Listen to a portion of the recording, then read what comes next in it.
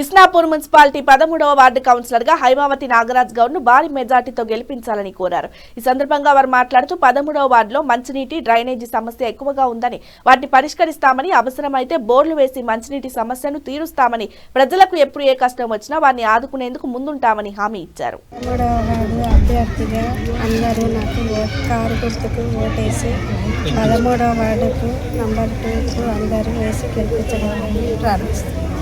యువత కూడా మా వైపు చాలా మగ్గు చూపిస్తుంది కాబట్టి సేవ చేసుకుందామని ముందుకు వస్తున్నాము. అందరు దయచేసి కారు గుర్తుకు ఓటేసి హైమావతిగా గెలిపించాలని మనం చేసుకుంటాం. ఇస్నాపూర్ మున్సిపాలిటీ నుంచి గౌరవనీయులైన కవంపల్లి హైమావతి నాగరాజ్ గౌడ్ గారు 13వ వార్డు నుంచి పోటీ చేస్తున్నారు.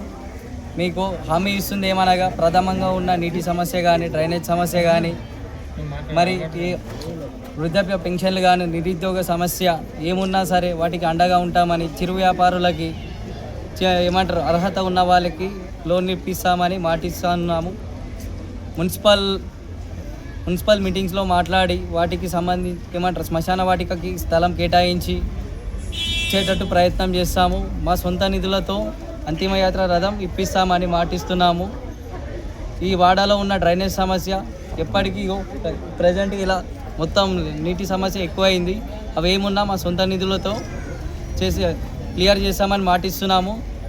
ఈ ప్రథమంగా అవసరమైన చోట సొంత నిధులతో ఎక్కడైతే కాలనీ నివాసులు చూపిస్తారో అక్కడ బోర్ వేయించి అవసరమైన వారికి వాడుకునేటట్టుగా చేస్తామని మాటిస్తున్నాము. జై తెలంగాణ, జై టీఆర్ఎస్.